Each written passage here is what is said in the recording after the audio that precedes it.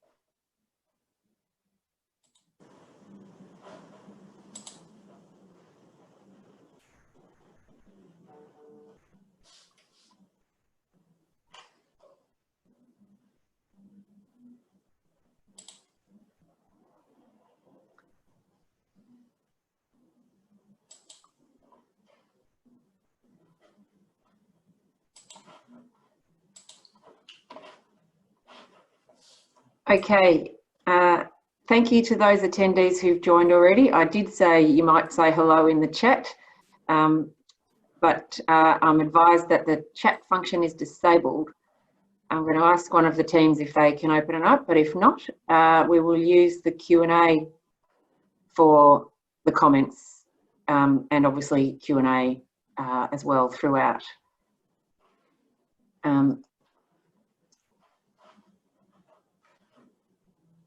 Thank you and apologies while we seek to enable our chat.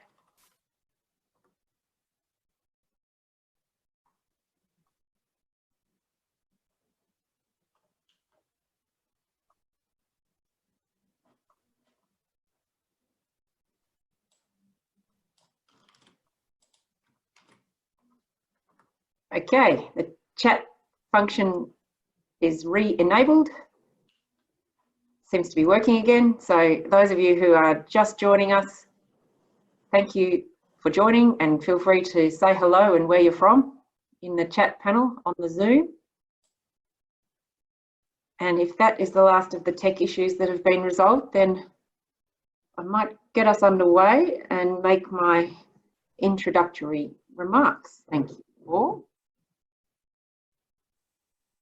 Hello and welcome to the briefing room for the second in a series of ClimateWorks webinars. This event is titled The Energy Transition. I am Anna Skarbek, the CEO of ClimateWorks Australia. Our organisation is an expert independent advisory body committed to helping Australia and our region in the Southeast Asia Pacific transition to net zero emissions by 2050 in accordance with the climate science. You can find out more about us at climateworksaustralia.org. You may have tuned into our last briefing a fortnight ago, or you may otherwise know that last month ClimateWorks published our major report entitled Decarbonization Futures, which showed that viable paths to net zero emissions exist for all the major economic sectors in Australia. I'm glad to say that that report has generated considerable interest both in the media and among decision makers in business and government, and among our own audiences and ClimateWorks stakeholders.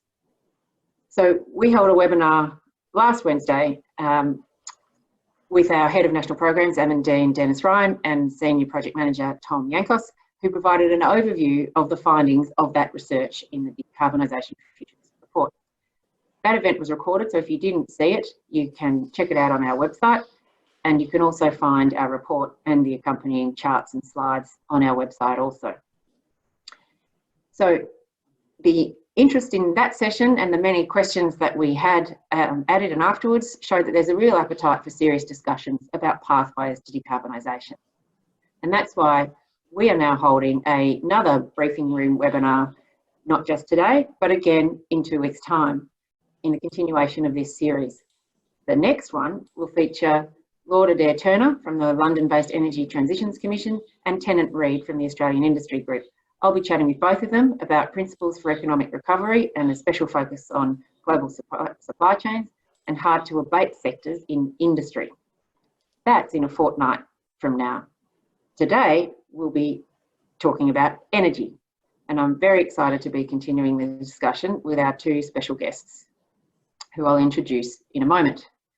Before I do that, I would like to acknowledge the people of the Kulin Nation on whose lands the ClimateWorks office is located. Of course, none of us are in the ClimateWorks office at the moment as we are all working from home, but I do want to pay my respect to the traditional owners and their elders, past, present and emerging. And I want to thank you all for sharing your time with us and tuning into this webinar from wherever you are. This event will be recorded, and so if you enjoy it, you can also share it with your friends and networks via the ClimateWorks website. Those who have registered via Zoom will receive an email afterwards with the links to both the Decarbonisation Futures resources and to this webinar. So check your inboxes afterwards. To today's event, we'll run it like a panel discussion. I'll invite our two guests to each speak for about 5 minutes at the start, and then I'll open up the discussion. I've prepared some questions and I'm looking forward to a great dialogue. You can also contribute your questions through the Q&A function. And thank you to my team for setting up the Q&A, and my team will pass me the questions, then we'll get to answer as many as we hope we can. So, without any further ado, let's get into it. As I said, we're very fortunate to have with us two very distinguished guests for today's topic on the energy transition. Our first guest is Paul Graham, who is Chief Economist for Energy at CSIRO and was a contributing author to our Decarbonisation Futures report. He'll be joined by our second guest, Rob Coe, who's an equity research analyst at Morgan Stanley, focused on Australian utilities and infrastructure. Both of our guests have a terrific amount of expertise in looking at the energy sector from the technology perspective and from a markets and companies and investors perspective, and are also familiar with the decarbonisation opportunities and challenges. And so, building on the decarbonisation futures work of ClimateWorks, we're going to delve today into what does that mean for the energy sector. If you're not across decarbonisation futures, very briefly, that report showed pathways to net zero emissions focused on the technologies that are already available and invented, and in many cases mature and demonstrated. And we studied those technologies across key major sectors in the Australian economy: electricity, buildings, industry, transport and agriculture. Today, we're going to focus on the first of those sectors, energy. And we'll talk to these experts about what does net zero emissions pathways and achieving them look like. Of course, energy, being the first one we're exploring, is a major source of emissions in its own right and also helps decarbonise buildings and transport and industry as well. So to kick us off, we're going to hear for a few minutes from each of our speakers, first in their introductory remarks, and then we'll begin our dialogue and the questions that I'm inviting those of you who are listening in on Zoom to contribute. So, Paul, I'd like to invite you to kick things off. Thank you. Paul Graham from CSIRO. Thanks, and we'll just go, if you want to go forward to the slide.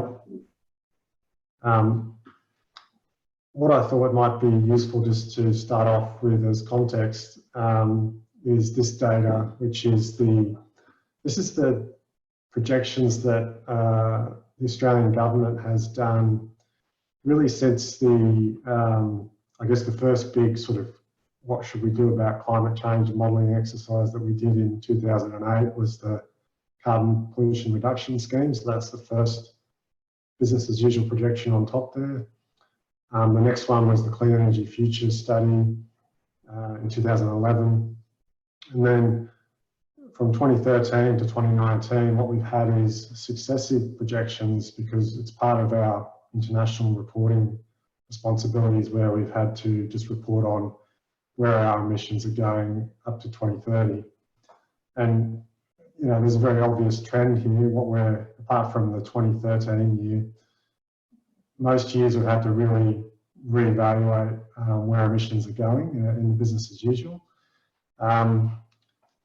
It actually looks quite embarrassing. This is my community, this is a modelling community. it looks like we really don't know what we're doing. But there is a reason behind this, and the reason is that when we do these sorts of things, we don't like to put things into the model that we think haven't been demonstrated yet, or there's not enough evidence for, and that really leads to this result. So in technology cost projections, until we've seen so many years of rapid reductions, we're reluctant to put in lots and lots more rapid reductions. Until we've seen energy efficiency taken up, we've been reluctant to assume that a lot of energy efficiency will be taken up. And the same goes for structural changes in the economy. We still think that our economic growth is tied to these energy intensive sectors when the structure of our economy is clearly moving away from them over time. So this is the result you get. It comes from people wanting to appear professional and not wanting to appear to making things up. On the other hand, the result you get is whenever you're looking at any type of modelling study that looks at climate change and meeting emission targets and so forth, you really have to read it as being inherently conservative and probably going to be revised down rather than up. So the abatement task is usually easier and will prove to have been easier than we thought with nearly every successive study that we do. So I think that's a good context, because obviously this is a new study. It's come out. It's talking about zero emissions as early as 2035, and some people will have a gut reaction to that when they're kind of concerned about how feasible that is. But really looking at the history, even the study we've done and presented now is still conservative. It's still based on solid data, and I have no doubt that even beyond this work, we'll probably find it's even easier than what we're suggesting in this report. I'll leave it there. Thanks. Thanks, Paul, and very encouraging.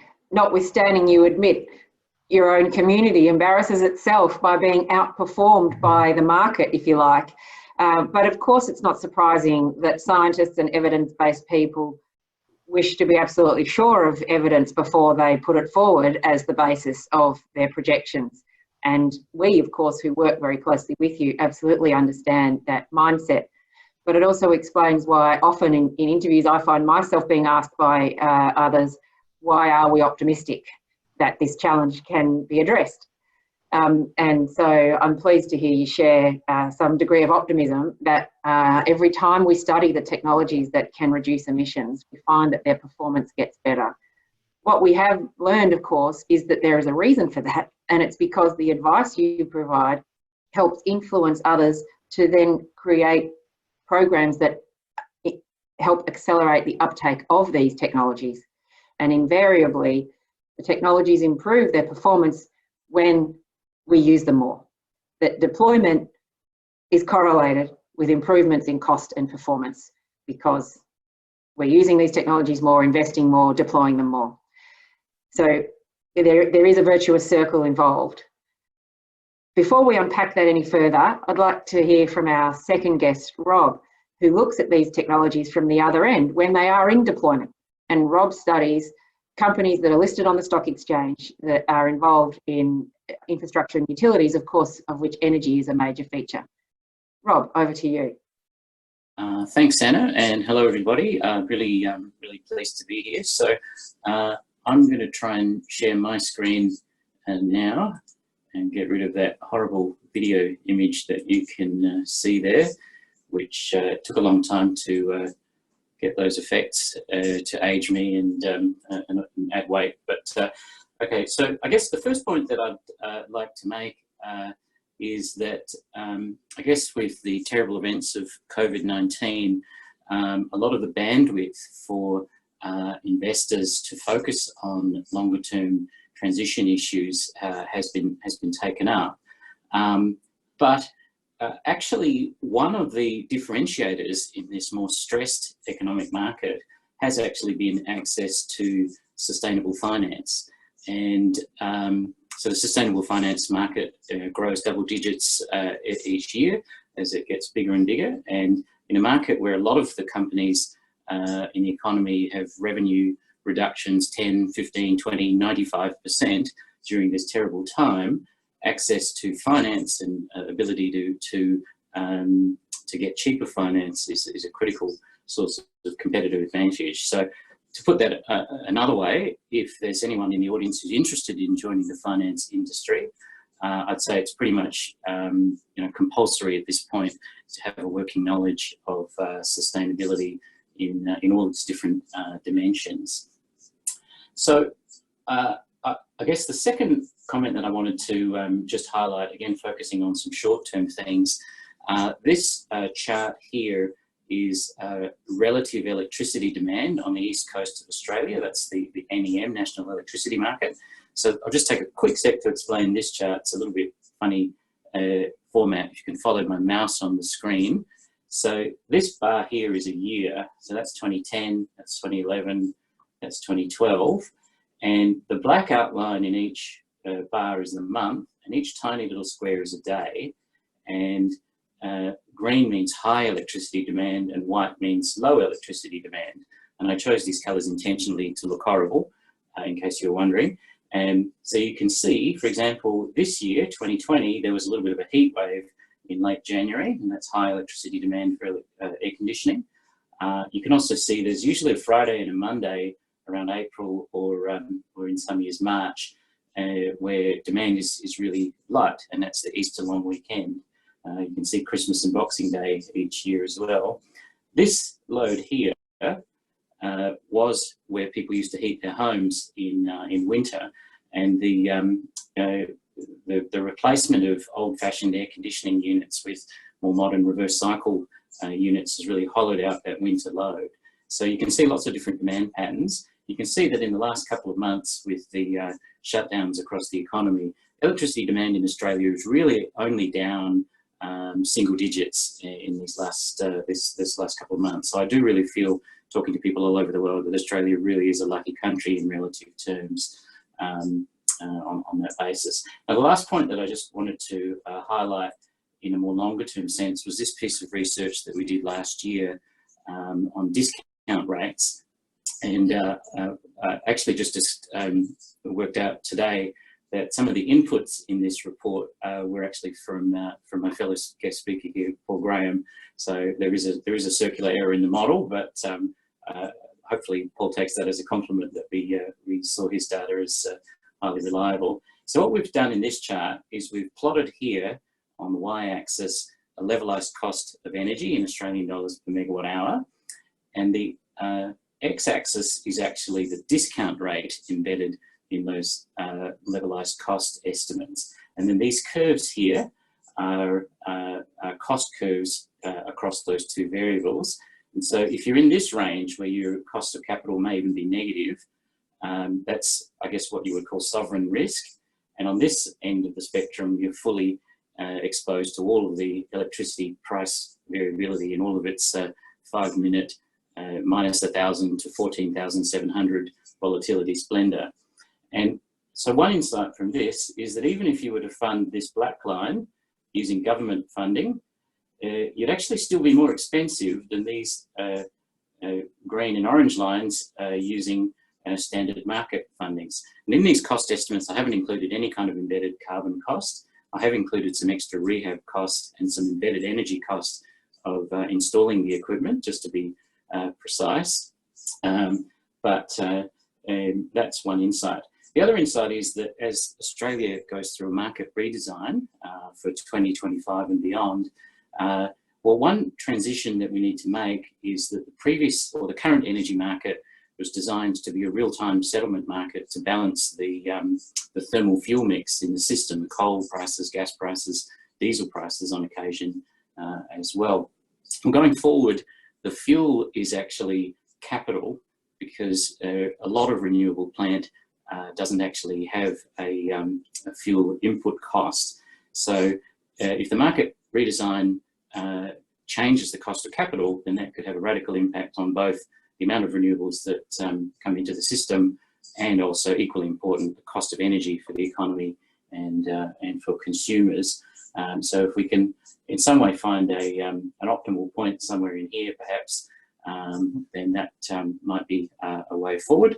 That's of course based on static technology. So following on from Paul's point, this forecasting will no doubt be conservative and wrong over time, but at least it's a start. So that's it for me. Fantastic. Thanks, Rob. I really appreciate your insights, but also you're taking the time to explain the energy market to our audience. We spend so much time in climate circles, obviously talking about energy, energy use, energy production, energy generation, and of course the emissions that can be avoided rather than created. But there are many people I find who don't actually get a chance to really understand how the market works and what all of that means financially. And especially, as you've highlighted just towards the end, that there is a financial shift occurring when the generation shift decarbonises. That when the way we finance renewable energy and price it is different to the way fossil fuel power generation occurs, because when we're talking about renewable energy, we have less operating costs when we don't have a fuel cost. And so the way we support the financing of that is a different balance between capital cost and operating cost, and that does change the way things are priced and also the way finance is arranged and the influence on it. So thanks very much for sharing that. We're going to move now to the discussion and the question time. So if you would like to ask questions of any of our panelists, please post them in the Q&A, and my staff will help me share those with the panelists, and we'll have a discussion. Also, thank you now very much, Rob. You can stop sharing your screen, and that way we can have a look. We'll have a panel dialogue now, so the audience can see all of us sitting beside each other, depending on how your screen looks right now. Thanks very much. And so I'm really looking forward to having a dialogue with you both. I've known both of these experts in their fields for quite some time, and it's a real privilege to be able to draw on the two different perspectives and to talk about our favourite topic around achieving net zero emissions. I'm going to ask questions to you both, to you first, Paul, but also to Rob, this first question. Paul, you've talked about having confidence about the future. Why do you have confidence that net zero energy can be achieved by 2050? And what does that look like as it happens? Yeah, it's something that's taken a few years to get to, and I think if you asked the same question 10 years ago, I think probably would have been scratching our heads a little. But I guess the thing is around learning as we go about how these different technologies could contribute to the different sectors. We've certainly, the big mover in the last 10 years has really been in the electricity sector, where we've seen such large reductions in the costs of wind and solar. So much so now that they are the lower cost technology in the sector. And that then opened up the opportunity for electrification, and how far can we push electrification. When we started thinking about that in the transport sector, it became obvious that when you just take out the engine components of a vehicle and then replace it with batteries and electric drivetrains and motors, it seems fairly plausible that you could produce a car, with an electric drivetrain that is not too much more expensive than an internal combustion vehicle. Of course, cars are the majority of transport emissions. We've always known about biofuels, but we've been concerned about how much can go around the economy. We tend to want to give it all to aviation when we're thinking about zero emissions, because they've got fewer other opportunities. So we're always still left with this bundle of sectors using gas or diesel that we weren't quite sure what could they access to get to the zero emissions. But we've seen other technologies emerge. We can use CCS, we can use solar thermal heat, we potentially use hydrogen, some biofuels. So the pieces of the puzzle slowly sort of dropped into place, and we could see a solution for most industries. Some of the studies that CSIRO did, we probably initially relied quite heavily on, if we can't decarbonise some of those gas and diesel based users, maybe we can offset that with land. But it's now looking more like we won't have to do that as much, but it's still a good opportunity, because of course land has been one of the lowest cost abatement opportunities taken up by the Emission Reduction Fund. So certainly we want to use any low cost opportunity as much as possible. So if it is cheaper to do land abatement, then you might as well do land abatement. You don't have to do abatement in every sector where it might be hard. You know, flex and use sectors that are cheaper if you have to. So I think all those pieces have fallen into place in the last sort of 5 to 10 years that are giving me confidence that it is doable. Thank you. And Rob, before I ask you a different question, is there anything in addition you might want to share around what confidence you see through your market perspective? Yeah, maybe just talk to 2 quick anecdotes. Last year, I did a modelling exercise for an investor looking at a reduction pathway in terms of coal-fired plant capacity in east coast of Australia, and so we added in electrification of transport to the mix, and then we factored in the pace of the reduction that we needed with the constraint based on plant life as well, because old plants can't go forever. And it was really excited. It was a good excuse to use the table array function in Excel. And then I quickly realised that actually pretty much all of them have to close by 2050 to get to net zero.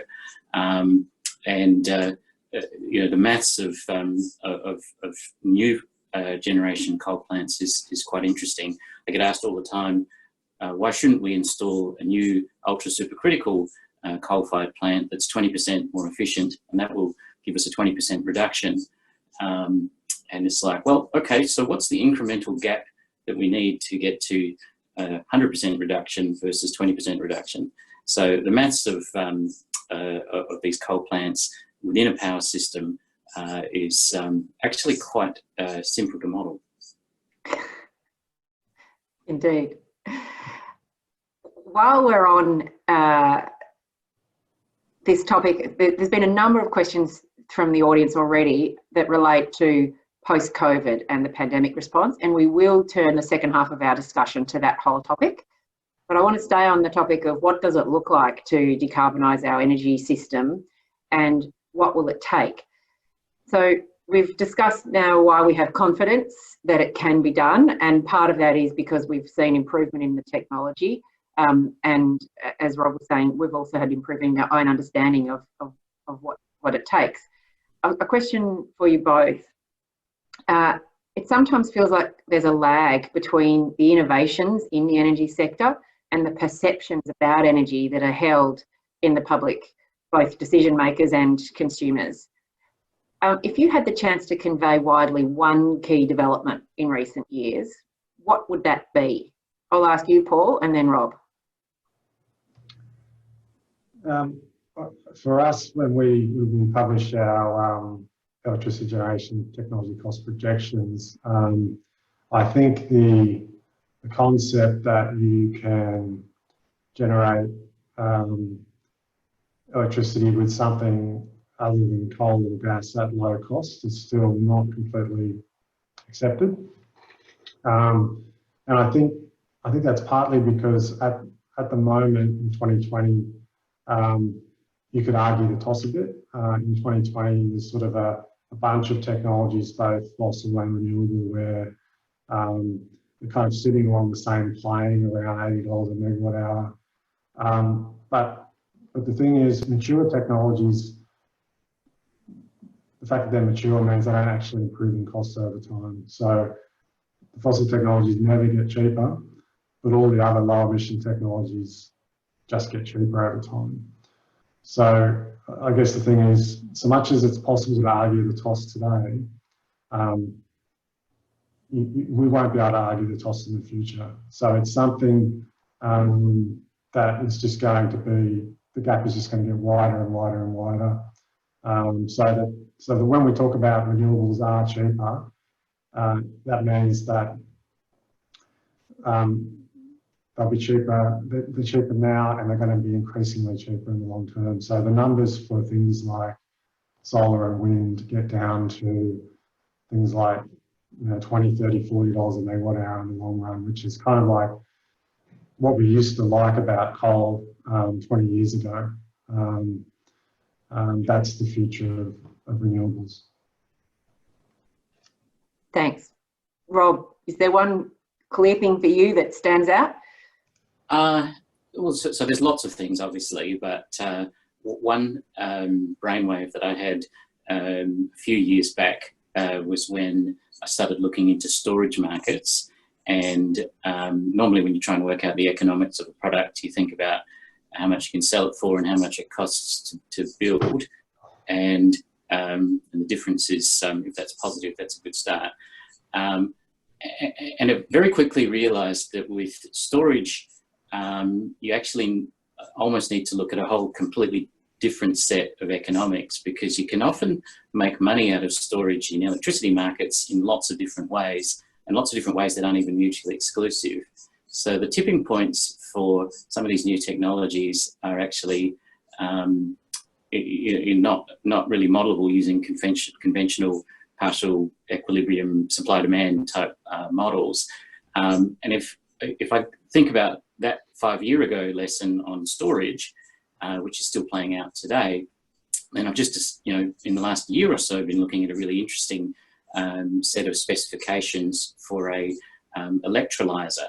So an electrolyzer is a thing where you put in distilled water, H2O, and electricity, and out comes O2 and H2. And H2 can then hopefully be used as either feedstock into the gas mains or potentially a fuel source on its own. So that's revenue source number one.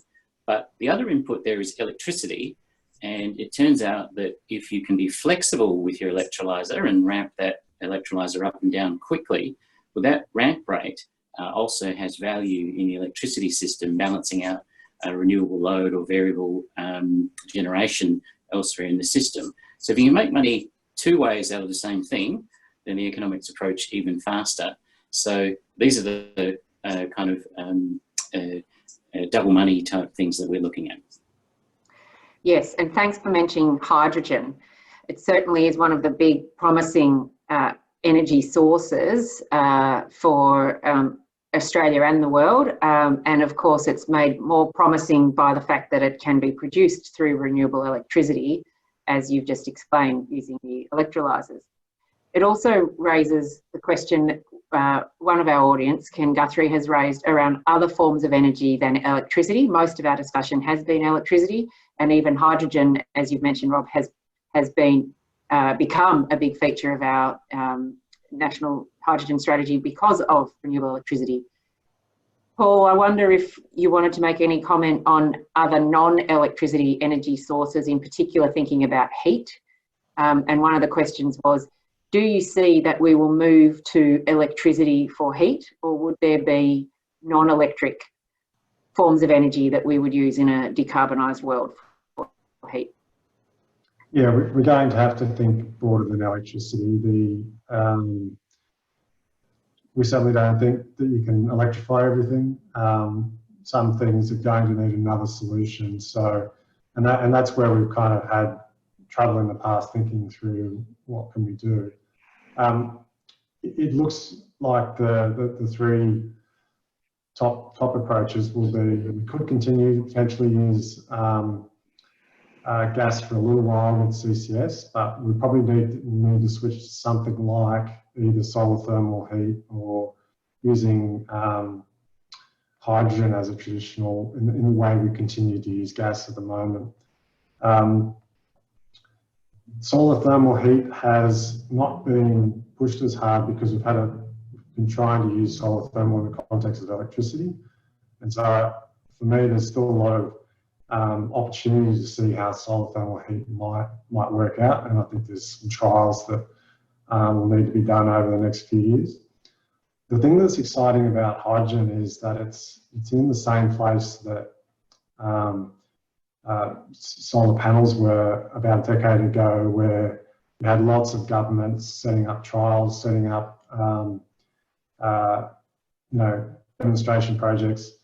And what happens then is all the people manufacturing electrolyzers and things along the hydrogen supply chain get this big boost. They can scale up their manufacturing.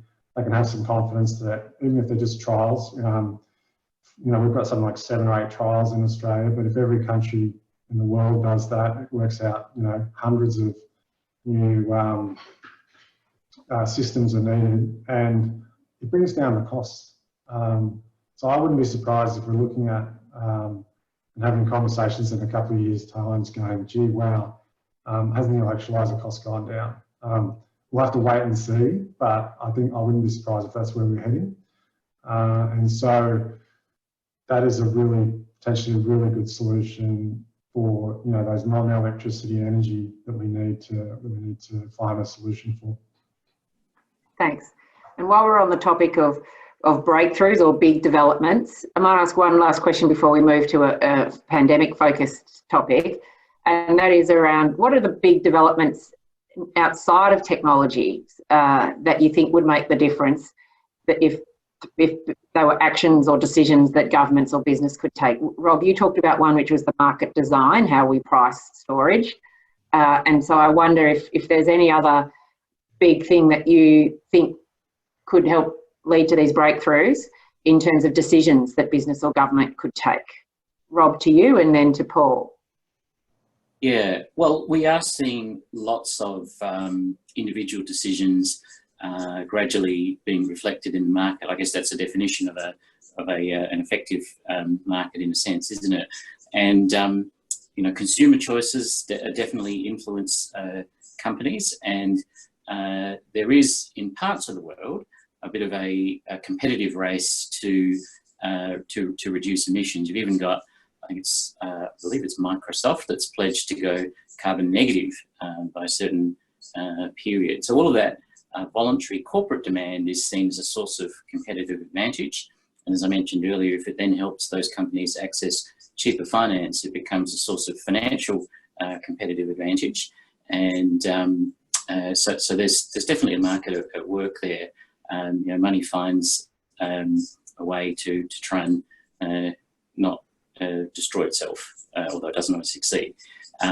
The other thing that we focus on very much when we try to evaluate companies is how management think about changes. The stereotype is that if you're in an industry and you've lived and breathed that whole industry your whole life, you're like the little frog in the pot of water that's gradually rising in temperature. That's a bit too soon to use that analogy. But if you're an incumbent in an industry, it's often really hard to change. But what we like about some of the companies that are incumbent to the industries that I look at is that they spend an enormous amount of time thinking about these issues that we're talking about today, running the scenarios, hiring people from outside with expertise, investing in little trials themselves. So if I were a hard-nosed capitalist, I'd be like, well, that's all, it's a waste of time and money. All I care about is next quarter's earnings. But we do actually qualitatively put a value on companies that think like that. Thanks. Paul, is there anything you wanted to add to that discussion? And we'll move to the pandemic topic. Yeah, I guess I'm a little bit excited about the fact that we may shift into a different way of approaching some of our funding in Australia. So there's there's obviously moved towards more of a roadmap and grant funding that's been flagged by the government. I think that would help in the sense that not all technologies and abatement opportunities are really suited to things like the Emission Reduction Fund. It has certain design principles that aren't necessarily easy to approach. So yeah, a different source of funding, new development in R&D and demonstration, I think will help us move down the path we need to go to. Thanks. And we had there a perspective perspective of market and government, and certainly some of the questions from the audience that I've been able to observe have talked about, is it government's job or what could business do? And I think, Rob, you've highlighted for everybody that some businesses are moving and that investors indeed are actively looking for and spotting that and placing real value on companies that are trialling alternatives or solutions that might disrupt themselves, and being much more proactive about preparing for this change. And that's really encouraging to know that that sophistication is there. And Paul discussed the government's technology roadmap. There was a question around ClimateWorks' involvement in that, and we have certainly shared the briefings about decarbonisation futures and the analysis we've done on all of those technologies with the government team that's working on that technology investment roadmap. And also we've shared it with the state governments, as each of the state governments in Australia have a net zero emissions target now formally adopted by their governments. So we have absolutely made sure that this latest analysis of technology performance and the ability to actually get to net zero in time for the climate science has been made available to those governments. And alongside it, the suggestion that what it takes is to accelerate widespread deployment of these technologies. So really, it's all about the uptake. How do we help more of this equipment and infrastructure be installed, delivered, purchased in a much more widespread way across all the sectors of the economy? So that turns us a bit to the question of scale, and I'll use that as a segue to bring up the topic of the pandemic that we're currently in the midst of. To both of you, Rob and Paul, how does the pandemic change things, if any, around the energy decarbonisation transition? Rob, to you. Yeah, well, I guess we're still working out what the changes are going to be. In my other life, when I'm not trying to model utilities, I actually do spend a little bit of time on toll roads and airports. And a car is a social distancing tool, so we're probably anticipating that car usage goes up in the near term. Whether that's short-lived or not will depend on social distancing policy and testing and treatment and hopefully vaccine type things. The other quite remarkable thing that could happen, I mean, right now we are living the largest ever global experiment in the nature of work.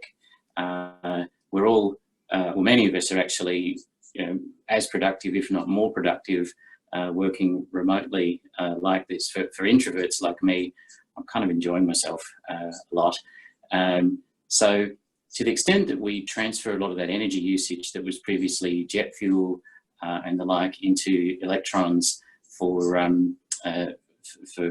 this 2-year-old iPad that I'm using, the energy savings there are quite remarkable, and so that's a trend that we're watching very closely, probably because it might hurt my poor toll road companies, but and heaven forbid the airports, but nevertheless, that's going to be fascinating to watch.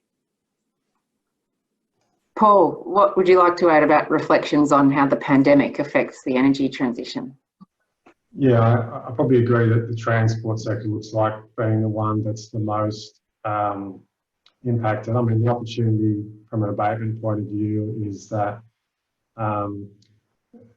aviation was already looking like a difficult sector, and not just because it doesn't have as many options for abatement, but also because its growth was just so strong. I think it was 5 or 6%, compared to the road transport sector only grows about 1%. So it's not looking as tough if people are sort of doing telecommuting, telepresence. Certainly I've noticed a much larger, people have just learned to use the technology because we've had to. I'm doing video meetings with organisations which I won't name, which probably never would have agreed to it beforehand. And that's great, I don't have to lose a day flying somewhere for a half-hour meeting and flying back. this is just easier, and now everyone's gotten used to it. So I think there will be a long-term impact on aviation. I still want to travel places, but but this is good from an abatement point of view. There have been some other pandemic-related questions from the audience, some of which I can address in summary, and then I'll throw another couple of questions to Paul and Rob, and then we may be out of time after that. Well, there was a question around what does the pandemic mean for emissions, and is this a blip, and will there be a rebound? And I think, Paul, you would confirm that based on the evidence of the last economic slowdown a decade ago, the global financial crisis, there was a dip in emissions of maybe 3-ish%, but it was completely overturned the following year when the economy repowered itself and turned things back on. It is still fossil fuel powered equipment that was in place and put into perhaps dormant mode. So there is an active task to decarbonise energy, which is to transition the equipment. And so the lesson of the past downturn is that any dip in emissions is overturned as soon as the economic activity recovers. Paul, you're nodding, so there's no correction there. If anything, the number might be slightly more than 3% this time around. I've certainly seen some suggestions that it may be double that, but it's still predicted that the rebound will occur when the economic recovery begins, unless, of course, the direction of economic recovery is altered by the way the economic recovery is supported. And there have been a number of questions about stimulus measures. And so we've certainly been discussing that since the publication of our Decarbonisation Futures research.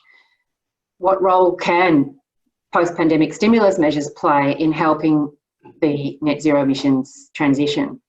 And so I'm going to open this question to both of you and link it to another audience question which picked up on your optimism about the progress of technology and asked, well, if technology is going so well, do we need government?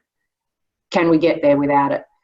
And I thought I'd clarify that our research that ClimateWorks did with CSIRO finds that technology does have the technical ability to eliminate the emissions at the pace required, but only if the technology is purchased and installed at a much more rapid rate than the current market pace indicates would occur.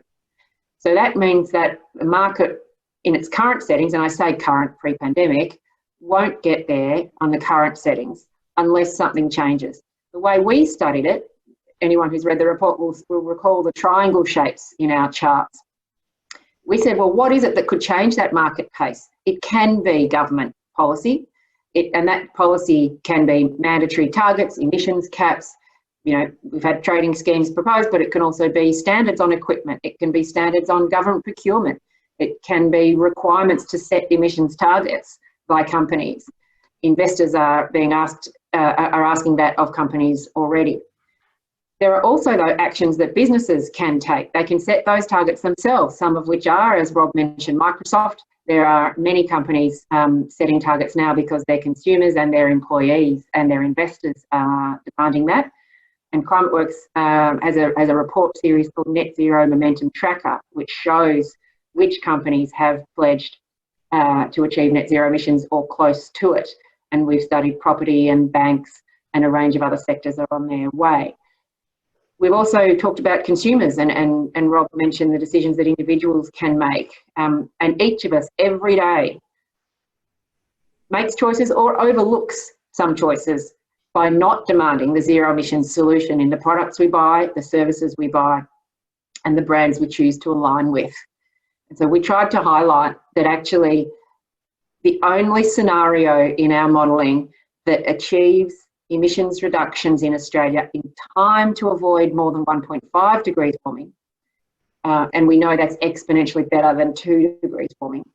The only scenario is the all-in scenario, which is action by consumers and business and government. So at the moment, we know we'll need all. We will need policy, we'll need proactive business, and we will need proactive consumers as well. So in relation to the stimulus, we identified that a lot of the actions that would help accelerate the deployment of this technology are indeed stimulus friendly. They use off-the-shelf technologies that are already proven and that catalyse local jobs because they must be physically installed and delivered and in some cases manufactured here. Also, on the longer term, they help set up Australia for a future economy where growth can take advantage of the continued decarbonisation trend and allow Australia to harness its huge renewable energy resources and indeed create new industries here, such as onshore manufacturing, the making of steel here, as the Grattan Institute recently reported on the in potential for green steel made possible from hydrogen. And Paul and Rob have both talked about the opportunities that hydrogen and electrolysers could create for us. So from the ClimateWorks perspective, the pandemic is a risk and an opportunity. Rob mentioned the risk of distraction. Anyone who's involved in the financial markets right now is highly distracted because of the huge disruption. And there is the risk that the stimulus measures lock in emissions if the funding supports businesses to continue using fossil fuel rather than support businesses to transition to cleaner fuels. I'm going to invite Rob or Paul, if there's anything I didn't cover in that summary, trying to draw the threads of what you've said previously, if there's anything else you'd like to add in relation to the pandemic and the role of governments and markets. Can I jump? I'll jump in with two quick things. Just to your point about structural shift in consumer behaviour. In the last month or so, probably a couple of billion people minimum have looked up and seen a blue sky, and that's probably the first time they've seen something like that in a while, possibly ever. And so hopefully a lot of those people hang on to that and think about how they get back to that once the economies restart. And then the other point I was going to make, and I'm glad you Anna, you raised the Grattan Institute's green steel research, which I think is very worthy of further discussion, because it not only looks at the economics of the commodities, but also tries to solve the trilemma of jobs, commodity prices and decarbonisation to get buy-in from people. It's very important that we bring people along on that front. And I'd also just highlight some other research done by a consulting firm called ITK Services on the aluminium industry, which is another very, very energy intense industry around the world, and which raised the idea of renewable aluminium or renewably powered aluminium through technology upgrades as another possible stimulus idea in Australia. Yes, thank you. And thank you also to Dan, who's posted in the chat the link to the Renewables-led Economic Recovery Summit, the Stimulus Summit, that was hosted with the support of the Lord Mayor's Charitable Foundation, thanks Dan, and the Smart Energy Council last week. I was one of many presenters, the Grattan Institute was another, and for those of you in the audience who are interested in hearing more about how does the stimulus and the pandemic relate to renewables and economic recovery, there was a jam-packed day of presenters from across our sector with some really rich information and materials there. So I encourage you to look at that link that's been shared in the chat. Thanks, Dan. We are getting close to time, and I thought I would just link a couple of other final questions around the role of government and the stimulus and supporting workers that you mentioned, Rob. There are a few questions around that element of the transition, which we certainly haven't discussed in depth here. Our focus has been on the technology and the markets. But in relation to the workers, I have observed in my previous presentations that we have seen a new model for supporting workers through right now in this pandemic period, and that's the JobKeeper package and approach, which shows that when workers' jobs are made vulnerable by a global crisis, our society, government and voters together have shown support for a model that provides income to those workers and support for them to retain an employment connection with their employer. That's a concept that we can carry forward into the climate and energy transition. The analogy holds. There is a global crisis that is making some workers' jobs vulnerable. Just as in the pandemic, the climate crisis necessitates the need to eliminate emissions from our economy, which does make workers vulnerable if their job depends on an industry that produces fossil fuel emissions. So we can think about what can we learn from the JobKeeper package and apply that principle to the transition away from fossil fuels. We know that our economy can be strong overall without fossil fuel energy, and that we have an abundance of zero emissions energy. But that doesn't mean that the transition is smooth for all workers. So I've been really heartened by the showing of solidarity and support between business and workers through this pandemic, and I hope that we can carry that principle forward and draw the best from it in designing a really strong transition so that Australia can thrive through the decarbonisation challenge and out the other side into a future economy that's a zero emissions one. With that summary, I want to make sure that we finish within the time that we've allocated, and so I would like to move to the thank yous and next steps. I've certainly enjoyed the dialogue with our superb expert panellists today, and I want to thank Paul Graham from CSIRO and Rob Coe from Morgan Stanley. Thank you both.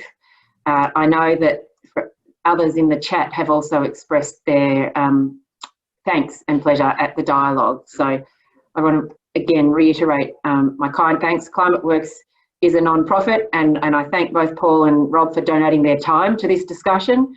And I thank our philanthropic supporters.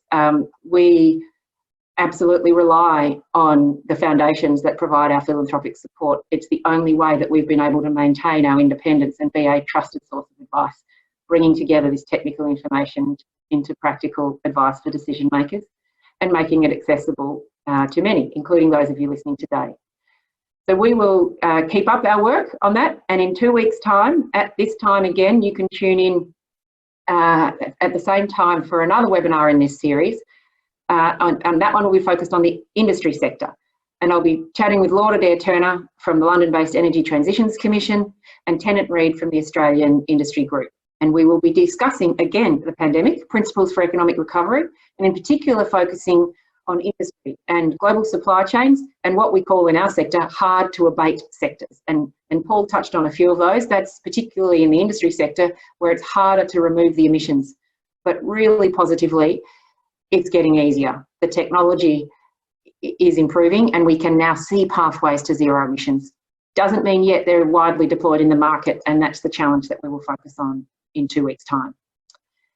So lastly, I want to thank my team who are behind the curtains, so to speak, today, behind the Zoom machinery, Lilith and Sophie especially, thank you, and to all the ClimateWorks team who have carried on working, didn't miss a beat when we moved into working remotely. It's hard for everyone, and we know it's hard for many of you who are listening as well. We're fortunate to do meaningful work, and we have a passionate, really dedicated team who have not taken their eye off the task, the huge task that is trying to decarbonise our economies. And so I want to thank my staff for producing this excellent research and supporting me and the team to share it with all of you who are listening. Thank you again, Paul and Rob. Thank you to our supporters and stakeholders who've joined the chat and the Q&A. If I apologise if we weren't able to get to all of your questions, but feel free to write to us and to stay in touch through our website, and to tune in again in 2 weeks' time. See you then. Bye-bye.